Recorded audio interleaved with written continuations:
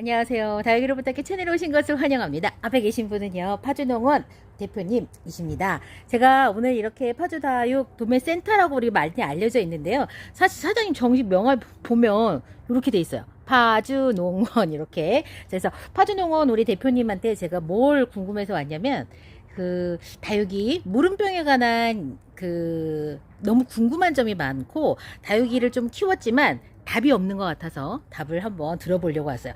가장 전문적인 답을 주시지 않을까라는 생각에 찾아왔습니다. 그래서 사실은 제가 사장님께 미리 질문지까지 드렸답니다. 자, 오늘 질문할 거는 다육이 물음병. 사실 다육이 물음병으로 특정하지 않고 다육이 질병에 관한 이야기를 함께 나눠보겠습니다. 자, 제가 먼저 다육이 우리 자주 만나는 질병이 있잖아요. 다육이한테 가장 흔하게 나타나는 질병은 대표님 어떤 게 있나요? 가장 흔하게 나타나고 가장 또 두렵게 생각하는 게 물음병입니다. 물음병. 물음병. 네. 그러면 물음병이라고 하는 이런 이름이요. 우리가 흔하게 물음병이라고 알고 있는데 요게 화해 분야에서요. 정식으로 물음병이라고 하는 병명이 따로 있는 거예요? 지금 뭐 고추나 뭐 다른 채소 종류에도 이제 있고요. 네. 그다음에 이제 난류나 이제 취미로 하는 난류에도 물음병이라는 게 있습니다. 근데 같은 바이러스 원인이 똑같아요? 바이러스가 이제 매개체고요. 네. 그러면 우리가 보통 다육이한테만 물음병이 생긴다라고 생각을 하고 계시는 분들이 많을 텐데 그게 아니고 그 질병의 원인은 화해든 작물이든 똑같은 원인균에 의해서 발생하는 거예요? 우리가 먹을 수 있는 채소나 모든 식물에 이 현상은 다 나타납니다. 식물한테 공통적으로? 그렇군요. 자, 저는 다육이한테만 나타나는 질병인 줄 알았어요. 그전에는. 근데 그게 아니고 농작물과 다른 화해에서도 난 같은 종류에서도 나타나는 겁니다. 자, 그러면 우리가 흔히 알고 있는 물음병의 증상은요, 어떻게 나타나나요? 보통 이제 물집이라고 그랬죠, 물집. 우리 이제 잎을 보면은 약간 이제 색깔이 약간 틀리면서 투명해지는 것도 투명해지고, 있고, 그다음에 물집처럼 이렇게 벌써 우리가 육안으로 식별하기 쉽게끔. 맞아요. 그때는 이제 늦은 거죠. 늦었다. 그런 생각을 하시는 거고. 사실 이제 미연에 방지하는 방법도 많이 있는데. 사실 물음병은 바이러스 질병 중에 가장 무서운 병입니다. 한번 걸리면 거의 치유가 안 된다고 보시면 되는데, 그래서 이제 우리 다육 농가나 우리 다육도 이제 하시는 우리 구독자님들이 가장 고민하고 가장 힘들어하는 부분이 이 물음병입니다. 네, 맞아요. 물음병 처음 만나면 좌절감을 주는 게 물음병이에요. 그러면 증상은 입장이 투명해지거나 까매지거나 생장점이 까매지거나 입장이 이미 쏟아져 있어요. 그 정도 되면 증상은 그렇습니다. 그렇고요. 자, 가장 중요한 게 원인이에요. 물음병의 원인이 어떤 거예요? 보통 이제 우리 구독자님들이나 이제 우리 일반인 또 취미하시는 분들도 물 때문에 원인이라고 물 많이 줘서 과습하고 물음병하고 헷갈려 하시는 거예요. 대부분이 이제 물 때문에 많이 오신다고 생각하시는데 아마 물을 안 줘도 물음병이 오시는 걸 경험을 많이 하셨을 겁니다. 저도 했습니다. 물론 이제 물이 원인이 아닐 수는 없지만은 물 때문에 물음병이 오는 건 아니고요. 중요해요. 자, 이 중요한 포인트예요. 왜냐면 물을 주고 다육이가 죽으면 물을 줘서 죽었다고 생각을 자책감을 갖고 있기 때문에 자, 물이 물음병의 직접적인 원인은 아니에요. 그럼 과습이 원인은 아니라는 거죠. 그러면은 뭐예요?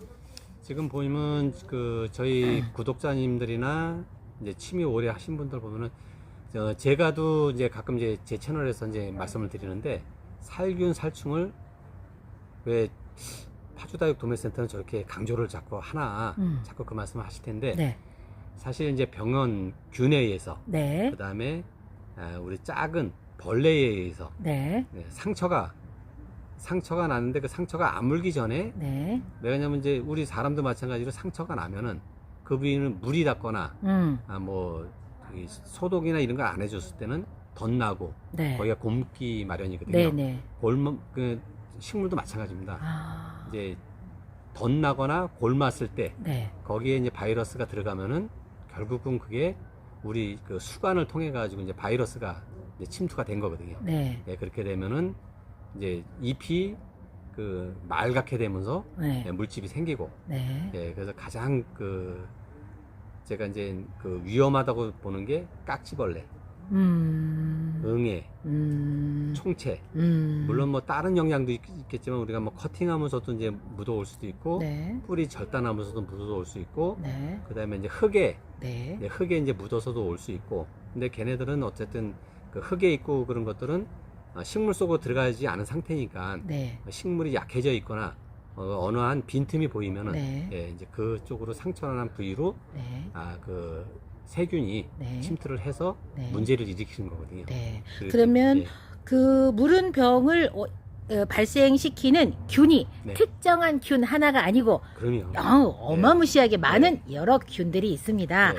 자, 여러분 헷갈리실 거예요. 왜 물음병이 새 균 때문에 그런데 갑자기 왜 충에 관한 벌레 얘기를 왜 하냐고 네. 그렇게 생각할 수도 있지만 자, 그러니까 우리가 균이 옮겨 다니는 그 원인 자체가 뿌리 커팅 혹은 그 흙 속에 있는 게 물을 타고 뿌리를 통해서 올라갈 수도 있는 거고 외부의 그 상처를 통해서 들어갈 수 있는데 외부 상처를 누가 내냐면 해충이 낸다는 거죠. 그렇죠. 해충, 그래서 살충이 그래서 살균만큼 중요한 이유가 해충을 없애야지만 다육이 물음병도 사전에 예방할 수 있는 세트요, 세트. 그렇죠. 그렇죠. 따로 볼 수 없는. 만약에 원인은 그렇고 그러면 그러면 요즘에 우리가 지금 할 수 있는 게 아까 말씀하셨던 것처럼 뿌리를 커팅했을 때 그 다음에 목대 자체를 커팅했을 때 그 다음에 해충이 다육이한테 상처를 냈을 때 그 다음에 꽃대를 그렇죠. 잘라냈을 때 이런 모든 원인들이 다 물음병을 생기게 할 수 있는 그렇죠. 전파할 수 있는 이제 그 원인을 꼭 제공을 하는 거죠. 네, 맞아요. 그 다음에, 자, 물음병이 발생을 했어요. 발생은 이제 진행 경과에 따라 다르겠지만, 이제 우리가 물음병을 키우는 사람들이 딱 발견했어. 그럼 우리 즉각적으로 어떻게 해야 돼요? 일단 그 부위를 가장 그 멀리서 커팅을 해줘야 되고요. 커팅. 예, 뽑아서 이제, 커팅. 예, 밑에서부터 이제 수관을 타고 올라왔다 그러면 이제 거의 어떻게 보면 이제 우리 사람 혈관이랑 같은 거거든요. 맞아요. 혈관을 타고 아마 이제 그 바이러스가 많이 다녔을 수 있는데 혹시 그다음 가장 윗부분만 살릴 수 있는 만큼 잘라서 가장 급한 대로 하고 만약에 잎 중간이나 만약에 이제 잎 상단에 있으면은 밑에 부분은 어떻게 보면 또 살릴 수 있는 거예요. 그렇네요. 자, 물음병이 발생된 지점이 어딘가에 따라서 상단을 살릴 수도 있고 아래를 살릴 수도 있고. 즉각적인 건 적심. 그렇죠. 적심을 해야 됩니다. 자, 그러면 중요한 건 뭐 이왕 발생된 거 어떻게 해요? 우리가 가장 할 수 있는 건 예방. 예방을 이제 할 수 있는데 혹시 이제 예방에 관한 문제에서 혹시 물음병이에요. 특히 취약하고 강하고 하는 다육이가 별도로 있나요? 물음병이 좀 그 약한 게 물론 그 저희가 이제 우리 뭐 구독자님들도 키워보셔서 알겠지만은 식물이 좀 유독 약한 식물들이 있습니다. 약한 식물들은 물음병에도 또 약해요. 제가 경험상으로는 르노딘 걔는 약해 보여요. 너무 병약해 보여. 또 그리고 또 금이 그래서 르노딘 그다음에 짧은 잎 적성. 짧은 잎 적성. 그래도 까탈스럽다 소문났죠. 아이보리도 그렇군요. 멀로도 그렇고. 멀로 저 경험 되게 많이 했어요. 그다음에 후레뉴도. 미인 종류의 아메치스도 그렇고. 아메치스도. 그러면 이렇게 보면은 그 예외일 수는 없는데. 물음병이 그래도 좀 취약하고. 좀 약한 다육이는 항상 조심을 또 많이 하셔야 돼요. 그렇죠. 그런 다육한테는 조심을 한다는 건 예방을 좀 잘해줘야 되는 거겠죠. 좋아요. 이렇게 물음병에 취약한 다육이는 선천적으로 약한 우리가 얘 좀 까탈스러운 다육이야. 그런 다육이한테 물음병이 약간 좀 약한 그런 다육이라고 하네요. 그러면 혹시 물음병에 걸리기 쉬운 환경적 요인이 별도로 있어요? 보통 이제 우리 다육이 키울 때 기본적인 요건이 이제 햇빛하고 통풍이라고 말씀드리잖아요. 일단 통풍이 안 되는 곳에서 햇빛이 안 들어오는 곳에서 키우는 거는 다육이 자체가 면역력이 아주 취약해 있다고 보시면 되고요. 그리고 뭐 아주 약해지니까요. 그렇죠. 햇빛 다육이 못 자체가 보고 통풍이 안 되면 그래서 그게 안 되는 다육이는 일단 무름병에도 취약한 거. 아주 약하다고 보시면 돼요. 그러면은 어쩌면 그 환경적 요인이 이렇게 해서 무름병이 약해진다가 아니라 환경이 다육이 자체를 약하게 하기 때문에 무름병에 걸리면 치명적이 되는 거네요. 그러면 그래서 뭐 우리가 누누이 강조를 하지만 통풍과 햇볕의 그 일조량은 반드시 이제 다육이한테는 중요한 거고, 그 다음에 혹시 이 무름병이요, 다육이 그 배합 용토의 비율이라든가 이 배합 용토가 무름병에도 영향을 주는 경우가 있나요? 영향을 줄 수 있다는 거는 이제 뭐 우리 구독자님들이 이제 물 때문에 그렇다 그러면은 물로, 왜냐하면 용토보다는 영양을 과잉 공급했을 때, 왜냐하면은 너무 많이 먹이면은 세포 조직이 파괴가 됩니다. 다육이가. 우린 눈엔 잘 안 보이지만은, 그러니까 속된 말로 이렇게 보면 배 터졌다 그러잖아요.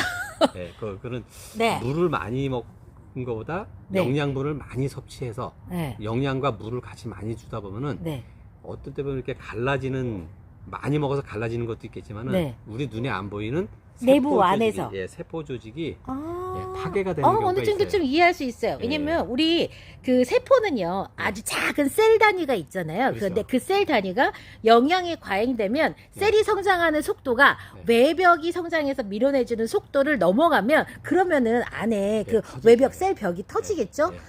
우리 이게 바로 뭐의 원리냐면 그 어는 거. 맞아요. 다육이가 어을 때 그런 현상이 나타나는 거예요. 그 조직 안에 수분이 팽창하잖아요. 얼면서. 그러면서 외벽 조직을 망가뜨리기 때문에 동상을 입으면, 그 식물이 동상을 입으면 조직이 그래서 무너져 내리고 물이 쏟아져 나오는 거거든요. 그러면 자, 조심해야 될 거는 무름병이 두려운 계절이 뭐 별도로 있다고 하면, 우리가 이제 앞으로 5월부터, 저는 5월에 많이 경험을 했었거든요. 그렇다고 하면은 지금 그 영양적인 게 과잉이 됐을 때도 취약해질 수 있으니까 좀 밸런스 있게 적절한 영양과 영양을 제공을 해야 되는 거. 성장에 도움이 되는 정도. 그렇죠. 보통 이제 그 우리 규정 농도들이 이제 보시면은 1000배로 이제 타서 줘라 그러면 2000배 이상, 3000배, 4000배 연하게 자주 주시는 건 괜찮은데 그 농도보다 좀 빨리 더 크게 하기 위해서 진하게 주면 한 500배 준다 그러면은 안 되겠죠. 문제가 생길 수가 있습니다.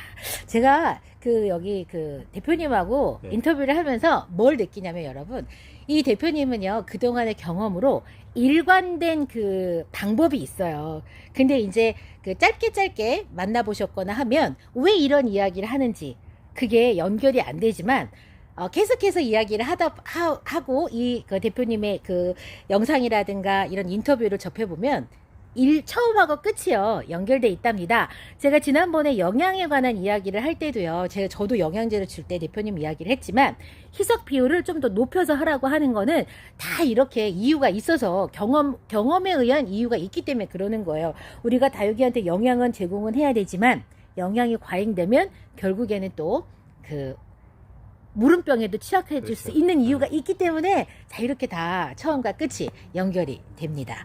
그러면 이 이제 용토에서는 용토라기보다는 영양에 영양이 있는 거고, 그다음에 그럼 물주기도 영향이 있나요? 우리 무름병. 되게 보면 이제 물주기를 이제 그 저한테 와서도 이제 문의할 때는 한 달에 한 번씩 주십시오. 쉽게는 이제 그렇게 말씀드릴 수밖에 없어요. 그렇죠. 이제 올해 우리 키우신 그 구독자님들은 보시면은 요 녀석들이 물이 고픈지 안 고픈지 눈으로 보셔서 알 수가 있잖아요. 근데 입장이 약간 쭈글거리거나 느낌으로 알았을 때 물을 주는 게 가장 좋은데 개별적으로 일괄이 아니라 그렇게 해서 주시고, 근데 전체적으로 한 번에 줄 때도 어느 정도 그 한두 품종에 맞춰서 그렇게 줘도 큰 무리는 없다고 봅니다. 그 개별적으로 여러 분 되시는 거를 그렇게 해서 주실 수는 없으니까 전체적으로 한 번에 관리하실 때는 그렇게 하는 것도 뭐 바람직하고요. 그다음에 물 주는 횟수보다도 이제 계절에 주는 시기가 더 중요합니다. 오전에 줘야 되는지 오후에 줘야 되는지. 아, 그래요? 네. 그러면은 지금 봄가을이잖아요. 봄가을에 관수하는 타임은 언제가 좋아요? 보통 시간은? 봄가을은 오후 때가 좋고요. 오후가? 여름에는요? 여름에는 저녁. 저녁, 아예 오후가 저녁. 아니고 저녁. 저녁. 예, 그렇죠. 아, 오후라고 하면은 그러면은 이해를 하기를 한 서너 시 혹은 한 5시? 3시, 한 2, 3시 정도만 돼도 음. 예, 이제 해가 어느 정도 이제 넘어가기 때문에 그 햇살이 봄, 좀, 가을은 예, 2, 3시 정도만 봄, 돼도 가을엔 괜찮습니다. 2, 3시 예, 이후에 예, 괜찮고 예. 여름에는 아예 해가 떨어진 그렇죠. 이후 저녁 예, 때 예. 주는 게 좋고 아, 이제 물주기 얘기가 그리고 열대야 갑자기, 때는 또 주시면 안 되는 거고. 열대야 때는 주지 마시고. 예. 자, 그러면은 우리 무름병이 특히 많이 발생되는 시기가 예. 있나요? 언제부터 시작하나요? 일단 뭐 여름에는 많이 발생되지만은 여름보다는 제가 보기에는 그 환절기. 환절기요? 봄에서 여름으로 갈 때. 봄에서 여름으로 갈 그러니까 때. 장마가 막 시작되면서 장마가 시작된다고 제가 하면 보니까 6월 보름, 예, 6월 20일 정도에 중순. 많이 무너집니다. 저는 사실은요. 예. 5월에도 몇 예. 개가 작년에 무너졌었거든요. 그래서 예. 제가 왜 이 시기에 방문을 했냐면 예. 5월에 무너지는 다육이를 경험을 했기 때문에 제가 미리 온 거예요. 그러면 이제 5월에 무너지는 다육이는 이제 왜 그러냐면은 다른 이유가 제가 있었을까? 원인이 뭐 저도 경험은 이제 이거 경험 저거 경험 많이 해봤지만은 네. 5월 달에 이제 많이 무너지는 게 네. 이제 겨울 관리하고 네. 봄 넘어오실 때 네. 근데 어떻게 보면 노숙도를 많이 시키시죠. 네. 그러면 이제 봄에서 겨울 그 사이에 보면은 네. 동해가 아닌 냉해를 있습니다. 우리가 잘 느끼지 못하는 기온차가 네. 우리 사람도 10도 이상만 돼도 감기가 몸이 있지. 찌뿌드하고 네. 한데 사실 환절기 그 겨울에서 봄 올 때는 15도, 20도예요. 차이가 기온 차이가 그렇죠. 네네네. 왜냐면 베란다 아니면은 온실 밖하고 근데 이게 밖에 있으면은 이게 완전히 바깥에 노지에 있는 게 아니고 어느 정도 그러면 보통 한 15도에서 20도 보통 한 15도 그 정도 차이는 아마 내가 있다고 보는데 그 정도 온도 차이가 있으면은 다육이도 스트레스 좀 많이 받아요. 색은 이뻐지는데 색이 상당히 이뻐지고 좋아지는데 네. 약한 다육이들은 네. 데미지를 입습니다. 우리가 네. 주인이 알아차리지 못하는 사이에 면역력이 좀 떨어져 있을 수도 있겠네요. 뿌리가 좋고 건강한 놈들은 견뎌내는데 네. 뿌리가 좀 약한 놈들은 조금 견디기 힘들어 해서. 가부장님도 아마 이제 그거 경험을 하셨으면 올해 못 보셨으면 내년에는 네. 그걸 한번 경험을 해보세요. 그러니까 건강한 거하고 건강하지 않은 거 이렇게 표시 네. 그거 잘 하시잖아요. 그 표시만 해놓으시면은 네. 틀림없이 뿌리가 건강하지 않은 다육이는 네. 그 5월달에 못 버텨요. 무너질 겁니다. 예. 어머, 예. 그렇구나. 예, 거의 그러실 거예요. 예. 여러분도 그럼 어떻게 해야 돼? 근데 구별하기도 힘들고 걔네들을 그럼 어떻게 해야 되지? 그래서 저도 이제 환절기 이때 제가 채널에서 방송하면서도 네. 항상 조심을 하라고 온도. 네. 이 야간 기온에는 신문지나 네. 비닐을 하나 덮어 주십시오. 밤에만 이제 그 말씀 이제 해주시는데 네. 사실 그런 부분들 때문에 제가 말씀드리는 게 그래서 아주 건강한 다육이 같은 경우는 문제가 안 되는데 약한 다육이들은 좀 문제가 생깁니다. 그러면은 일교차가 몇 도 정도 되면 냉해를 입을 수 있다고 우리가 판단을 해야 돼요? 지금 보통 제가 이제 영하 날씨라 그러는데요. 보통 영상 한 3도 정도만 되면은 네. 바람이 부는 날씨는 네. 우리가 체감 온도라고 하죠. 낮아지죠. 체감 온도가 한 영하 2도까지도 떨어지거든요. 맞아요. 영하 2도까지 떨어지면은 뭐 바람을 한 번 정도 뭐 신문지 정도로만 막아놔도 맞아요. 되는데 그렇지 않고 그냥 노지에 있으면은 그 바람을 다 막고 그쵸. 있으니까 그 정도 되면 이제 영하 2도에 추운 데서 있다가 낮에 한 20도 가까이 올라가면은 온도 차이가 20도 이상이 벗어나잖아요. 이 온도 차가 20도 이상에서는 네. 냉해를 입을 수 있고 요즘 같은 계절 냉해 걱정 안 해도 되죠? 지금까지는 그래도 조금은 조심해야 돼요? 저는 조심하세요. 안심하시지 말라고 그러시고요. 이게 서울 지방 같은 데는 4월 말. 네. 지금 저희는 이제 파주 같은 데는 이제 5월 초순. 초순까지도. 바깥에 고추를 심어도 되는 시기. 지금은 여기도 지금 고추를 바깥에 심으신 분들이요. 서리를 맞았어요. 여기는.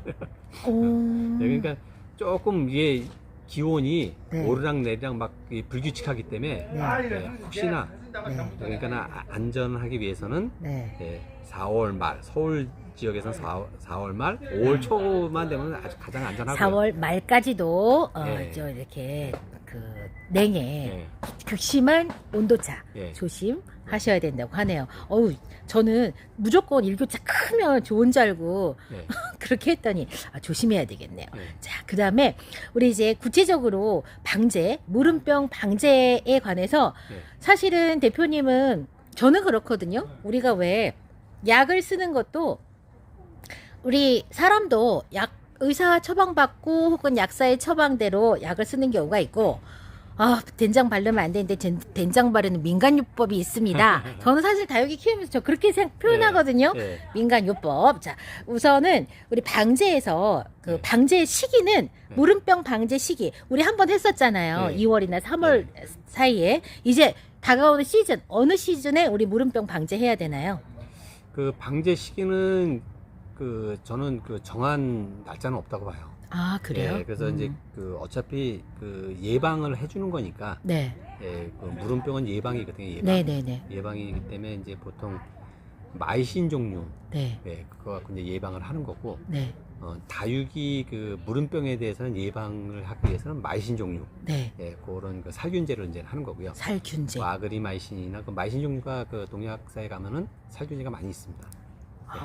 보통 살균으로 가장 쉽게 접하는 게 네. 제가 알고 있는 거라고는 다이세넴이나 베노밀밖에 모르는데 그거 안 되나요? 예, 탄저병이나 이제 곰팡이 이제 그쪽에 이제 관련되는 약제고요. 그거는. 어머, 예, 어떻게? 그럼 뭐 해야 돼요? 마이신 종류가 있습니다. 예, 마이신 종류가 있고요. 네. 예, 그런 종류로 해서 이제 예방 차원에 한번 주시면 되고요. 네. 그 다음에 우리 무름병에 아까도 전에도 말씀드린 이제 해충. 네. 균. 살충도 같이 해야 되니까. 그게 왜 그러냐면은 이제 우리 깍지벌레나 응애 총체, 나방류, 애벌레 그게 활동하지 못하게. 네. 그다음에 아예 미연에 방지하기 위해서 살충도 해야 되고. 자, 그러면은 방제 같은 경우에는 저는 어떻게 하고 싶냐면 사실 6월 중순부터 본격적으로 무름병이 생긴다 하면은 6월 초 혹은 5월 말경에 한번 전체적으로 해주는 거 괜찮을까요? 네, 좋죠. 그러면 살충도 살균과 병행해서 같이 그렇게 해주면 그렇죠. 좋을 것 같고. 자, 그러면은 지금 혹시 이 농가에서는요, 여기 지금 화훼나 다육이 농가에서 지금 시즌에 지금 혹시 대표님은 지금 살충할 특별한 살충 방제를 할 계획이 있으세요? 방제는 지금 겨울 남으면서 저도 한 2-3번 했고요. 그러니까 주기적으로 이제 하고 있습니다. 주기적으로 하고 있고. 예, 그다음에 살균제는 주로 이제 아까 말씀드린 다이제넴이나 그런 이제 탄저병이나 곰팡이 그런 류 이제 살균을 하고요. 그다음에 무름병 살균을 해야 된다 그러면은 마이신 종류가 있습니다. 마이신 종류를 해주시고. 그다음에 살충은 깍지, 응애, 총체, 나방. 요거를 잡으면 아마 거의 대부분 잡는다고 봅니다. 그다음에 발생되는 병들은 특수한 병들이니까 그때 이제 문을 찾아가지고 준비하시면 되고요. 자, 이렇게 하면 되고. 농약에 대한 우리가 이제 농약 사용하는 거 지금 영상을 시청하시는 시청자님들 중에서도 농약을 꼭 취미로 쓰는데 베란다 한 켠에다 키우는 거에다 꼭 이렇게 해야 되나 하시는 분들 사실은 많고요. 구매하는 것 자체가 어렵고 스트레스여서 농약에 대한 거부감이 있는 분들도 사실은 많습니다. 근데 이제 또 하나가 농약을 쓰는 거에 대해서 거부감이 있는 것 중에 하나가 똑같은 농약을 쓰면 면역력이 뭐라고 해야 돼요? 이거 저항력이라고 해야 돼요? 이런 게 생겨갖고 안 듣는다던데 그게 정말인가요? 살균제들이 많이 그렇고요. 살균제가? 살균제가 그렇고 근데 살충제 중에서도 응애 총체가 조금 그렇고요. 응애가 이게 독하다고 하더라고요. 그래서 이제 2가지, 3가지 정도를 병행해서 다른 약제로. 그리고 요즘 살균제 같은 경우는 1차적으로 이제 농약사에서 개발해서 국가 승인을 받을 때 인체에 해가 없는 게 1순위로 다 지금 되기 때문에 아마 거기 이렇게 겉봉지에 보시면요. 어독성 3급. 맞아요. 저 그게 사람한테- 무슨 뜻인지 몰랐어요. 그러니까 이제 그걸 보시면은 네. 우리 인체에 큰 해가 없습니다. 좋아요. 인체에 해가 없는 등급이 네. 아까 말씀해 주신 것처럼 예, 어독성? 3급이나 뭐 이제 그런 이거 거기 3급. 또 이렇게 써 있습니다. 아, 그렇기 때문에 그렇군요. 드시는 건 안 되지만은 그쵸. 뿌리면서 냄새 맡고 하는 건 큰 해가 없으니까. 막연한 그런 예. 두려움과 예. 거부감이 있었는데 예. 그리고 또 이제 조심은 하시되 마스크도 쓰고 예. 보호 장구를 하신 다음에 사용하시는 건 인체에 크게 해가 있지 않다고 하니까 구매가 용이하신 분들이라면 민간요법 대신에 정확한 또 효과 예. 있는 처방을 하시는 게 나을 것 같고, 자 그러면 그래도 싫어, 그래도 농약이 싫다고 하면 예. 자 그 농약을 대체할 수 있는 방법이 혹시 있을까요? 지금 이제 이것도 농약 중에 하나인데 비오킬이라고 있습니다. 비오킬. 네. 비오킬이 이제 그 살충제인데 네. 보통 이제 진드기나 진딧물이나 이제 우리 깍지벌레를 없애는 건데 그건 이제 친환경 그 살충제라고 해서 나와 있고요. 그건 원액 자체를 그냥 써도 됩니다. 친환경 살충제이기 때문에 구매하는 것도 약간 더 용이하겠네요. 네, 농약보다는. 왜냐면 구매 접근이 좀 편해야 되거든요. 그렇죠. 서울에서는 도대체 농약사가 없어 살 수가 없어요. 네, 그렇습니다. 자, 오늘 이렇게요. 사실은 제가 경험했던 그런 무름병에 관한 네. 궁금증이나 제가 5월에 왜 그런 일이 생겼지라고 하는 궁금함 때문에 미리 사전에 막아볼 수 있으면 막아보고 싶어서 이 시점에 제가 대표님을 만나러 왔답니다. 오늘 이 시간 대표님과 함께 나눠본 다육이 무름병에 관한 이야기 어떠셨나요? 여러분들 도움이 좀 되셨나요? 저는 다음 시간에 다시 찾아뵙고요. 대표님 오늘 인터뷰 감사합니다. 그럼 시청자 여러분 안녕히 계세요. 대표님도 인사 좀 해주세요. 감사합니다. 안녕히 계십시오. 네, 다음에 다시 뵐게요.